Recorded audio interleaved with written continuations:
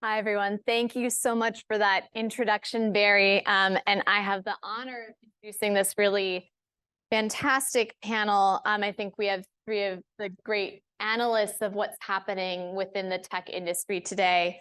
And we're going to be talking through, the emergence of industry narratives and how they're shaping the conversation around AI, and in particular, dialing in on this notion of a global AI arms race.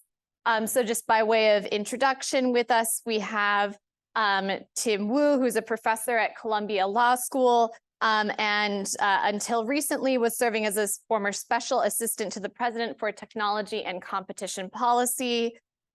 We have Laura Edelson, who is an assistant professor of computer science at Northeastern University and the co-director of Cybersecurity for Democracy. Also was recently serving in government as the chief technology officer of the DOJ's antitrust division. And we have Rana Foroohar, who's a global business columnist and associate editor of the Financial Times, and has been doing some really terrific reporting on these issues.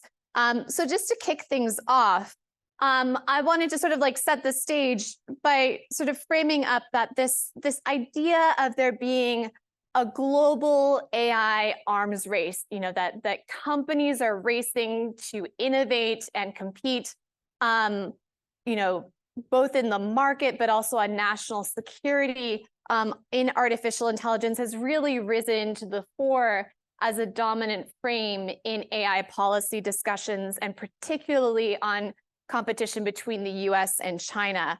And I think, it's notable that we're having this discussion today as the White House and President Xi are meeting at the APEC meeting over in San Francisco. Looking back in time, we've seen these narratives around the US-China arms race used at times to shoot down efforts to regulate the tech industry, both from a competition frame, but also broader accountability regulations. So I'd like to start by kind of throwing it to each of you. How do you see this arms race discourse currently shaping the scope of the policy debate on AI? And maybe, Ron, I'll start with you. Sure. Thank you for that. And thank you for having me. So, you mentioned that big tech has used these issues of national security and sort of in particular, competition between the US and China to push back against regulation for some time. And I think we all remember a few years ago when some of the CEOs of the big platform tech companies were in Washington and being grilled by senators, that this actually came up. And I remember Mark Zuckerberg, when Facebook was still Facebook and not Meta, saying specifically that, hey, don't regulate us because we're the national champions. And that term, national champions, I think was really first used then. We are the competition policy in the global race against China. And I just always found that to be a really disingenuous argument for all kinds of reasons. One, because companies are, I wouldn't call them apolitical, but they're sort of multi-political. I mean, Facebook would just as happily be in China, the US, wherever it can get the best deal. So certainly these companies are not some sort of pro-US way of looking at economics or industrial policy. I also think I'm always a little bit skeptical, and I've been very skeptical actually in recent months as we hear CEOs of tech companies saying, regulate us, please, around AI, because when they're saying that, that they're trying to get you to look over here, and probably you want to be looking over there. So I wrote a column recently. I think that we have a conversation certainly about national security and about privacy and just basic safety around AI, which is necessary. But I think also that we've gotten really focused on sort of Terminator scenarios and real disaster scenarios that are actually taking everyone's attention and focus away from the fact that these companies are basically set to do what the tech platforms have already done, which is eat everybody's economic lunch if we're not careful, and to do it faster and at scale. And we can we can dig into maybe a little bit more as we go along in terms of the similarity of the business model or not. But to the extent that these are businesses built on attention, built on data, built on algorithms, they need to be a lot better understood as economic entities than they are now. Laura, what are your thoughts? So I think one of the first things I think when you ask me a question about, what does this narrative mean? One of the first things that I start to think about is, okay, how much of this narrative reflects underlying reality and how much of it is narrative? And so, when I think about, the AI industry and the companies that are building the new transformer-based generative AI models, is this happening in a way that's different from prior technological revolutions? And like fundamentally, the answer is no. Technology is an inherently innovation-driven business. If you want to stay in business, you have to innovate. That's not, standing still leads to your company going out of business. So, that's just the technology market. It's constant innovation. That's the nature of it. So, that part of it, I think, doesn't really stand up to scrutiny. And then this question around, is there some kind of global competition, where we're pitting nation states against each other? Like, okay, but is that different, right? I mean, again, this is something that technological arms races between countries, this is something else that goes back literally hundreds of years. It's something we spent most of the Cold War doing, with the Russians. So again, I just don't know that this is something new. Technological development is how we advance standards of living. We do this so that we can grow more food, so that we can, offer people more interesting, better products at a lower price, so that we can raise people's standards of living. And so for me, this is where this comes back to is, why are we doing this? What are these models actually delivering for people? And I think this is where, if you want to get into the national security implications here, I think when I think about what are the benefits and risks, I will be the 5 millionth person today to tell you that the risks kind of come down to privacy, that the risks come down to when algorithms are used as a way of taking a system that used to be inspectable, that used to be something where we could actually have transparency into a decision-making process and say, well, I'm sorry, now it's being done by this algorithm and we don't know how it works. And trying to pretend like, these are, that these aren't just choices that people make. And I think that's where, if we're going to have a conversation around how this is impacting national security, fundamentally, we're having a conversation around the data that's being fed into these systems, the degree to which these systems are publicly inspectable and publicly transparent. We're not really having a conversation about how somehow, because it's AI, that we're in a different world, because we're just not. Yeah, and I'm so glad that you foregrounded the question of what are these systems actually doing for people? Because so often we're proceeding from this presumption that they are associated with innovation without looking under the hood to see if that's actually bearing out. Tim, I'm curious for your thoughts on that original question about what function the arms race narrative is serving, and particularly, in the White House executive order on competition, there's a line there that says that the national interest is not served by national monopolies. Curious for what your take is on sort of what we've seen in the years since the publication of that executive order. First, I'm very glad that you noticed that line. It's one of my favorites. One sometimes endeavors to have things in documents tucked into things and wonder if anyone ever notices. That's one of those moments. Well, thanks for having me. Thanks to Barry, wherever he is, for inviting me and organize this, and the rest of the organizers. I want to say 2 or 3 things. First, maybe slightly mildly breaking with some of the other remarks.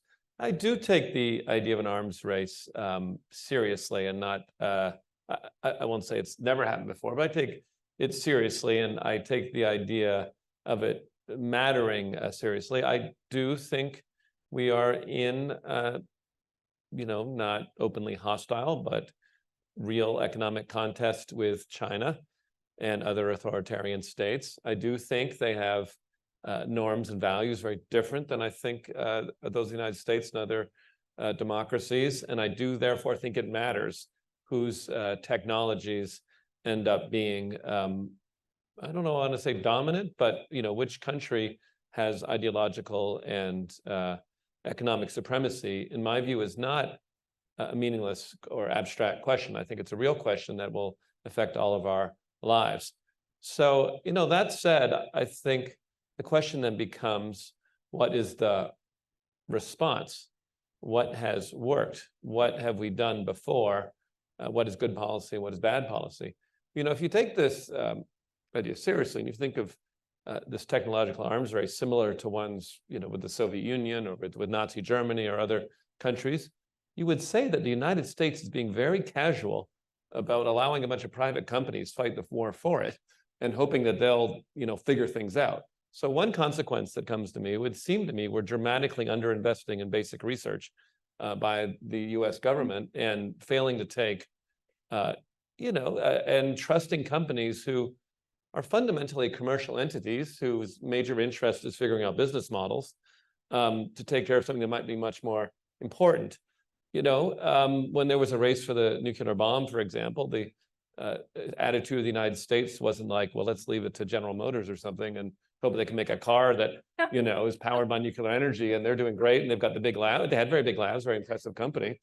But there's a sense in which the United States could be very taking great risks by hoping that commercial companies, consumer-oriented companies are actually going to do this, come up with what the basic research that's needed. And the other point I'd make, which is in great agreement with the rest of the panel, is it has been proven over and over again that the national champion approach to industrial policy, especially in the United States, but other countries too, is a loser. It's a bad policy, leads to losses of technological arms races, not wins. Now, you find certain examples where strategic investments, particularly at early stages, have been important. But if you look at the record of the United States, it is almost always the case that betting on competition, betting on decentralized industries, betting on allowing easy entry over a generalized platform has led to much greater success than the times we've tried to, prop up some company that's going to rule the world, like Boeing or some of our other companies. There may be some exceptions, but I look at a company like Japan, which relied very heavily on a policy of trying to build up its national champions. I know we have a lot of Europeans in the room, but Europe has also had a fairly mixed record, actually bad record, of trying to choose national champions. It's always an exception, occasionally get things right. And I've said this before, but I'll say it again. I think the United States is in the 70s and 80s, when it faced, obviously, the depths of the Cold War, also facing challenges from Japan. We wisely took the strategy of that period, not in propping up AT&T and IBM, but trying to break up both companies, and succeeding in one case and bringing IBM to a very different position and opening up software markets, opening up telecom markets, opening a lot of markets. So, I think we should look back the lessons of what has worked for the United States. The United States comparative advantage has always been invention and open entrepreneurship. Big laboratories are good too, but just sort of deciding one set of actors is going to fight this war for us. Is there a war? If there's a war, which I believe we are in a struggle, is to me a very risky, frankly, folly. Can I respond to that very quickly? Sure. Yeah, Laura, I actually wanted to pick up on this thread that you also mentioned around some of these historical narratives, but go first. Yeah, so, Tim, first of all, I think you're completely right about the nature of global competition. Mm-hmm. We are absolutely in a pretty serious competition around values and around systems with China. And I think that is an important point that we can't lose sight of. I think where I have an issue with the framing, the narrative framing that somehow this is different when we're talking about AI. and therefore needs this different, as you put it, like the national champion approach, is that, again, I also completely agree with you about the strategy of investing in basic research, which has worked really well for the United States historically, and I think is fundamentally what's needed here as well.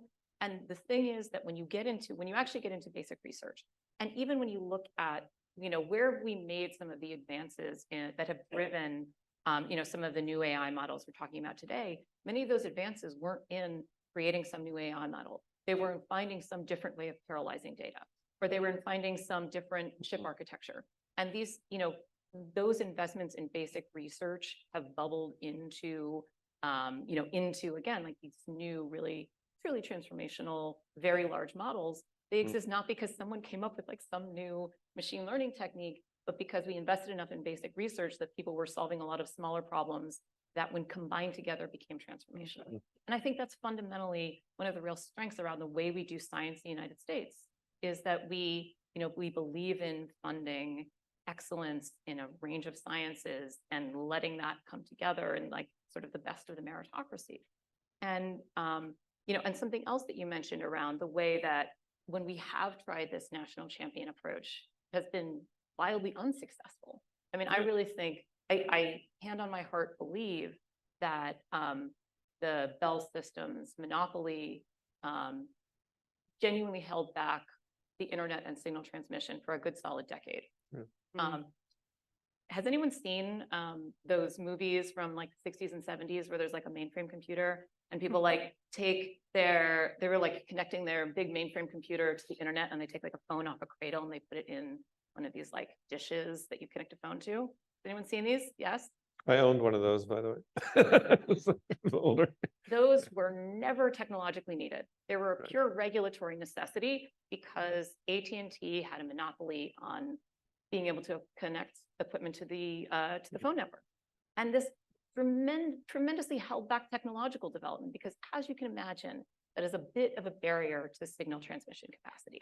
And I think this is where getting to a world where we have many companies working on AI development, creating those kinds of conditions, like that's how we actually create innovation. It's I'm going to build on that and add one more point, which is that this is especially true, I think, at a moment when tech innovation and the sort of path of tech-driven productivity is moving from, I think, the consumer space into the industrial space. I think that that's where a lot of the action is going to be. It's about essentially, we've kind of come through 20 years of consumer-based tech evolution, and now we're going into probably just as many, if not more, years of industry ramping up. And you've got 70% of the economy, all kinds of industries that really hasn't been touched by tech. So a lot of the innovations, I think, that actually benefit people and entire economies, not just companies, are going to come from a tremendous dispersion, not just within the tech sector, but across all different sectors, which makes it even more important to have competition as just sort of a baseline thing we're thinking about. I also would say anybody that's really interested in looking at how you make tech innovation a win-win, you have to read this book by Darren Ajmaolu and Simon Johnson called Power and Progress. Fabulous. They look at 1,000 years of tech innovation and why this time isn't different, in the sense that the only time you get a win-win rather than a race to the bottom or more concentration is when you have either labor power or really strong government safeguards around tech progress. And lots of interesting examples of how you can either have a sort of a Hobbesian paradigm or something really productive around things like automation, for example. And, so tech isn't always great, and it isn't even always a net win economically unless you have those two things in place. And it's, it's notable that this conversation is sort of like drifted towards a focus on public investment structures, which are, largely at present, the shape that those are taking are countries like, the US and, France, the UK. They've all announced these big investments into computational infrastructures. But if you look at that tech stack, it's just monopolies all the way down. So where are those dollars going to flow? It sort of is, in some ways, there's a real risk of, that those kinds of measures, if not coupled with strong regulatory intervention, you'll sort of feed into economic dominance rather than contest it. So I want to go dial in a little bit more there. And Tim, if you want to jump in on this, please do. But I think we see the arms race narrative and also another sort of very strong industry current that is sort of trying to avert stronger regulatory intervention. And that's coming around this sort of like existential risk. We need to focus on computational scale as the threshold. So we are only regulating above a very large threshold of scale. And I'd love to kind of get into how those narratives are shaping the scope for policy intervention. But Tim, why don't you go first? Yeah, well, I will, although I'm not going to directly address that. So That's I fine. apologize. Because I think the regulatory questions are important, although I tend to think they're slightly premature. But what I don't think is premature is a serious conversation about what good industrial policy looks like. And when I think about the topic of global AI and, and the arms race and all the things we're talking about, I think the challenge for governments is, and I guess the governments I work for and many of us in the room have worked for, the challenge I think is less doing a good job with regulation, but sort of avoiding the worst mistakes in industrial policy of the past and trying to figure out what good industrial policy looks like. It's clear we're back to an era of industrial policy. It's clear that countries see themselves in arms race competition and at some level, and there's a willingness to spend. But there's kind of a reflexive sense that what industrial policy means is handing over money to companies who are already there. And that's what I would call bad industrial policy. That it's tempting, and it's never quite framed that way. It's always framed as this is about America's dominating the future. Very more carefully framed. But when it comes down to government giving money directly, or in a way that almost certainly is going to go to one of the most powerful existing companies, that's a terrible industrial policy. The industrial policy, I think, has worked. I kind of alluded to it already. Has a very strong antitrust flavor to it. It's about making room for new entrants, new competitors. It also has this, as with the funding of basic research, it has this kind of arm's length nature to it. It's like you create a support, but it's not, this or that member of Congress who's choosing, who's getting the money. It's very, very distant. I mean, funding basic research is very distant from funding any individual company, or it's you're building an infrastructure or something like you built the internet. The best industrial policy ever was the internet. Yeah, I once looked at the investment. I can't remember the number, but it was a shockingly tiny investment that built it versus, say, the space program, which got people to the moon. Some credit is deserved for that. But the return on investment was much greater from the internet investment. I want to press on that a little bit, though, specifically in the AI context, where the fundamental resources to build AI right now are pretty well captured within the hands of a few players. So, like, how do we escape that? The data dominance, the infrastructural dominance, and sort of, because even when you go outside of the cloud layer, then you get into NVIDIA's dominance, TSMC's dominance, going straight down the stack. So how do we sort of deal with that infrastructural problem? Okay, but we have to pause for a second, because we do have to talk about the real question you actually asked. But every time, because like, if you want to say like, well, what is the data that, that is the foundation of every large model that's being built right now? It's the internet, right? But that's what it is. It's the internet. And the fact that we have allowed certain specific companies to capture all that data and then not let anyone else use it is, I think, a fundamental, it is just ignoring the reality that we all created, like collectively created the internet. And certain individuals have copyright over specific things, but the internet as a whole, we all created it. It's like, it's as close to a public good as you can come to, for a lot of the industrial policy reasons that you've cited, but then just the effort of all the people who made content and then licensed it for, for public use, which much of the internet is. So let's just not pretend that the absolute fundamental building block of large models, which is data, isn't actually a public resource. Now, there's a separate question of who controls access to it, but I just want to Well, and commercial surveillance data too, which I think gets to some of your recent work, Rana. I actually want to kind of knit together, I think, a lot of what we've been talking about, which is actually related. So Tim started on industrial policy.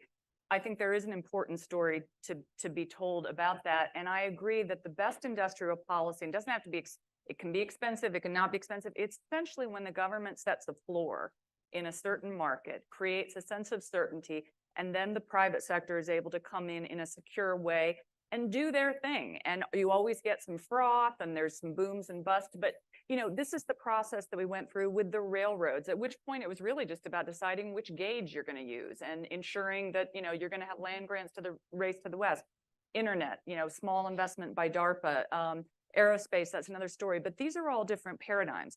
We are actually at that point now. And one of the things that I liked about the EO, the executive order that came down from the White House, I didn't love everything about it, but it allowed commerce in particular to start asking some questions about what is the business model here? What is security? What is safety? And let's start to quantify those things. And that is a way overdue conversation, because getting to your point about my second book and my work around surveillance capitalism, we still don't have good metrics for that. I mean, we don't have basic good metrics for how the business models of the big platforms run that is part of public disclosure. So a lot of the basics of these models, how many users they have, where they're coming from, are the clicks ad-driven or organic, who's buying stuff, what are the third-party cuts of the stuff that's being bought? All these things that are literally, like, if you look, as I'm sure Tim knows, at the testimony, when these companies are investigated, this is how they do business. They don't have to disclose any of this publicly. So there's basic accounting standards that are not in place yet in terms of platform tech and surveillance capitalism. Now add AI into that, you've got even more opacity. And opacity and complexity is where malfeasance happens. So with this EO, if I were Gina Raimondo, I would say, okay, let me start to pull open the black box. Let me start asking a lot of questions, get some sense of what are the metrics, what are the bits of algorithmic understanding and data that are kind of crucial, and then start to require that to be disclosed. And then at that point, you're going to have a lot better understanding about how to ask and answer some of these larger regulatory questions, I think. So I want to tee up that we're hitting the sleepy part of the day. So we're going to do question and answer a little differently this time, and we're going to pass around a mic. So if folks want to ask their own question, we'll have a mic. If Audrey can get that started. I'm going to ask one last question for our panel first, which is to go back to a few questions ago, because this has been such an engaging conversation. Let's talk about the role that the existential risk narrative that's coming from industry as well is shaping the scope of the policy discussion. What are your thoughts there? I guess I'll go first.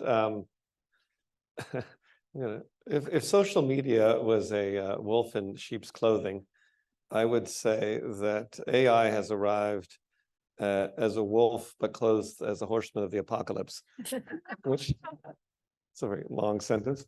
But in other words, like, because in other words, because I think partially because of the influence of popular culture, and one generation has HAL 9000, other generations have Skynet. Everyone understands or immediately has the instinct that the risk of robot takeover would be a bad one. You're kind of clued that way. Unlike social media, which started as like, oh, it's just some friends sharing their favorite stuff, and Facebook, cute little bird zooming around. So the whole valence has started entirely in the different direction. But yeah, I kind of agree with the sense that the focus on existential risk has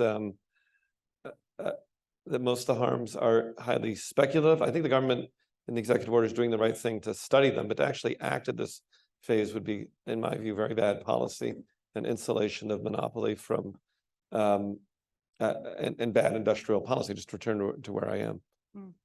Yeah. I mean, it's been quite shocking because it's the most effective. Hey, look over there. Yeah. that I have ever seen. And I think what I find just so difficult about it is, so I'm a computer scientist. I use a lot of machine learning in my work. And I talk to people, one of my specific areas of computer science research are mechanisms for auditing and transparency. So somewhat relevant.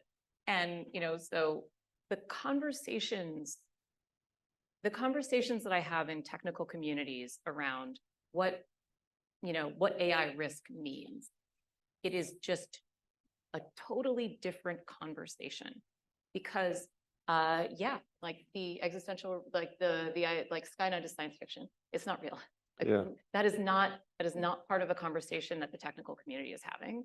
And it's just, but there are other risks, and those risks are affecting people right now and yesterday and tomorrow. And someone said, many people have said, we're still figuring out what the right auditing metrics would be. And the technical community, we are racing to come up with those and to come up with frameworks to map then a model onto what that risk framework would be, and then figure out how to actually evaluate it. We are working on it as fast as we can, we promise.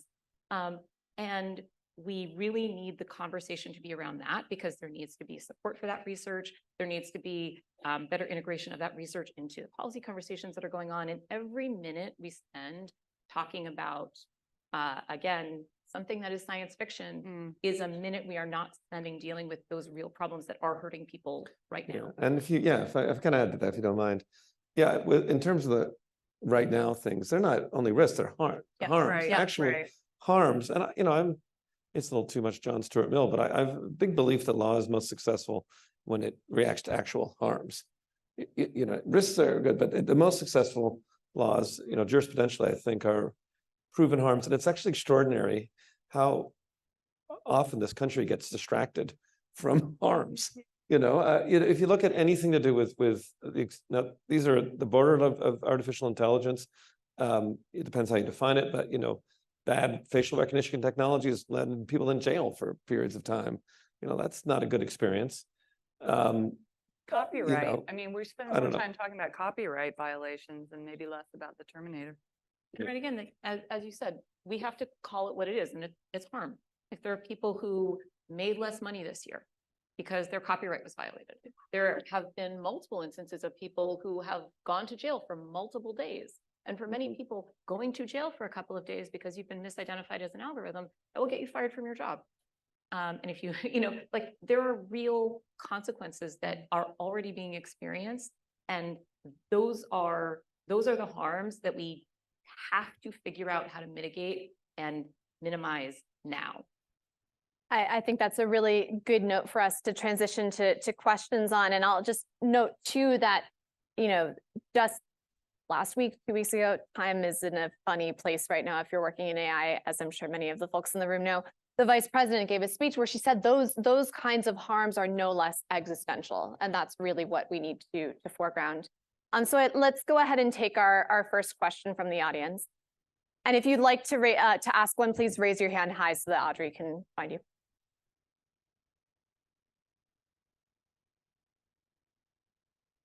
I wrote mine down because I thought we were just saying them up anonymously, but now I have to read it out loud. So Lena Khan followed the AI meme lord Beth Bezos last week on X/Twitter. Are neo-Brandeisians more aligned with EACs or D-cells? Whoa. Would anybody Does anybody in the panel actually even know what that question means? I'm going to cop to no. I don't know what that means. Okay, maybe another way to phrase it. So Luther Lowe from Y Combinator, we hosted a session with Chair Khan with about 200 developers the Friday before last. And one of the recurring themes was concerns in reaction to the executive order on AI about open source software developers hoping to tinker and build new tools. And I just feel like there's somewhat of a disconnect between kind of my friends on the anti-monopoly left who are aligned with kind of and sympathetic to arguments around safety when it comes to technology. But in that community, safety is a bit of a red flag. And I even personally feel like it might be overkill to, submit some kind of KYC to some kind of KYC thing if I'm running a stable diffusion node on my PC. So I guess the question I'm getting to is like, how do we disentangle that tension between sort of the pro safety folks and the people who are just trying, I think, to have a fighting chance against the open AIs and, whatever Google flips the switch on at some point with respect to Bard. And, when normies first encounter generative AI, it's going to be through probably most people, it's going to be through Bard because most people haven't used ChatGPT. And like, what are we doing as a community to kind of encourage that competition as opposed to, sort of raise the alarm and implement sort of safety regimes preemptively. So part of the talking about the question- safety versus competition. What's the right pace for sort of leaning forward into innovation as opposed to imposing safety restrictions, which might in one interpretation then slow down? I mean, I have some thoughts about this. Yeah, I'd be interested. You would say. I have mean- thoughts too. Go ahead. So, I mean, for me, something that we have all been talking about is the fact that we're not talking about abstract ideas. We're talking about systems that are used by people and impact people. So in terms of the safety and regulation question, to me, anytime we're talking about safety, we have to talk about what is this thing actually being used for and can it harm people? I think there are uses of AI, uses of particularly generative systems that really, they are, because of how they are offered to consumers and because of how consumers use them, the potential risks are very low. Stable diffusion is a great example. It generates some images. To a consumer, the risks are fairly low. There are some other issues around copyright, but those are other issues. And I think this is where, like, fundamentally the frame, when we think about what safety means, it's application specific. So I think, you know what, I don't care if you are like a one-person shop. If you are offering people contracts, like here is a service that will generate a contract for you, yeah, I'm going to have some pretty serious safety concerns about what it is you're offering. And even if you're a one-person shop, I don't think that that's a license to just offer people things that will get them in a lot of trouble. Health is another area where, again, like, I really sympathize for those 3-person startup businesses. I've been that, I've done that. But if you're going to be offering something that could potentially ruin someone's life, yeah, I'm going to want you to have some safety standards. Yeah, no, it's a good conversation. And I completely agree that that level of abstraction is what ruins, having it as a very abstract conversation ruins it. And then we have to, come again to the harm principle, which is a good guide in this area. It's both, it's wrong to act, it's wrong for government to act in other words, government should be guided by, as you were just suggesting, the serious presence of potential of harm. Now, as opposed to sort of speculative risk, the challenge in this space, and it's something I feel like I experience a lot in government, is that there is a lot of public policy power in safety concerns. There's not a single elected official or unelected official who wants to be the guy in the horror movie or the disaster movie who kind of waves off the, I don't think we have to worry about that problem. And then, or like in Chernobyl, the documentary, like no one wants to be that person. And there's almost no political downside to being on the side of safety. And I think that's the political challenge, but it comes with serious costs that are not going to be well represented. So I guess I'm recognize the problem that's the political problem that's going to be there. And I think the answer is to focus, I said, and you said it too, stay focused on this question of harm or something other than speculative risk. I think we have time for maybe one more question, if we can keep it quick, and then we can continue over the coffee break. Mine is super short, so we might have time for 2. I just wanted to quickly get Mr. Wu to clarify whether you were endorsing the AI EO as good industrial policy? Because it seems like there was a lot about spending money on training work to the extent that appropriations were available, training workers, and then some stuff for the SBA to do with startups and such, and also getting government agencies to pilot their own development of these systems. So are you endorsing the AIEO as good industrial policy? Yes or no? Absolutely. Thank you. All right, so maybe we can fit in one more very, very quick question if someone has one.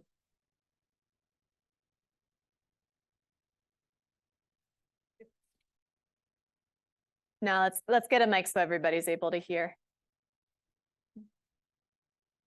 The panel has not discussed very much the implementation side of regulating AI, and just the justification is focused on. But once you start considering implementation, you immediately confront the issue of international cooperation. No regulation of AI that is territorial, limited to New Hampshire or Delaware or the United States or, Britain or whatever is going to be effective. So could any of the panel talk about the prospects for internationally regulating a technology that's obviously fluid, lends itself to flag of convenience countries, and all sorts of ways around territorial regulation? Any quick takes? Yeah, Rana. Huge issue. And I mean, I think that the issue is the same issue that's being faced in coming up with common clean tech transition standards or any number of trade issues. I mean, you're seeing the sort of digital provisions in IPEF kind of, slowly eroding, falling away. I think that it's a huge challenge, but I think it's also part of a greater trade challenge. And I think there's some synergy actually there that this is going to sound like it's off topic, but it's actually on topic.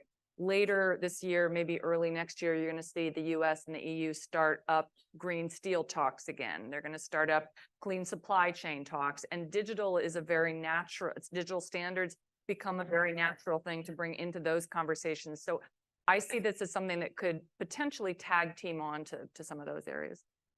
That said, the power of the United States and Europe is not a joke. I mean, you can't move your entire AI operation to the Canary Islands or something like that. And, people have often overstated the ability of new technologies to avoid nation states, which still have the monopoly on coercive force. And, there was a conversation where people thought, well, the internet's going to be unregulatable.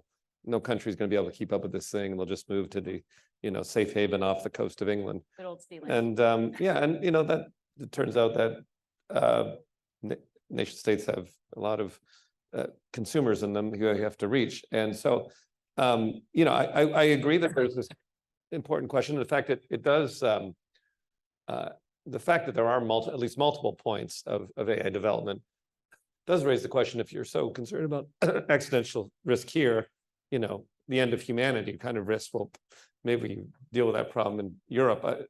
There is this question, if China doesn't care about that, what happens? But I wouldn't completely overstate it or say that if Europe takes strong action or the United States strong action, that's somehow irrelevant because there's a lot of countries in the world. I actually disagree with the concept that there's a massive problem here because again, getting back to, well, what would a regulation be? It'd almost certainly be on how a product was delivered to consumers. And those consumers live in places, and those places have consumer protection laws. So I do think that territorial regulation can protect consumers inside their territories and already does. Where I think there's getting back to this comparison to other forms of, other industries where there are real international regulatory issues, it's because those industries have some kind of externality, right? Greenhouse gases, et cetera.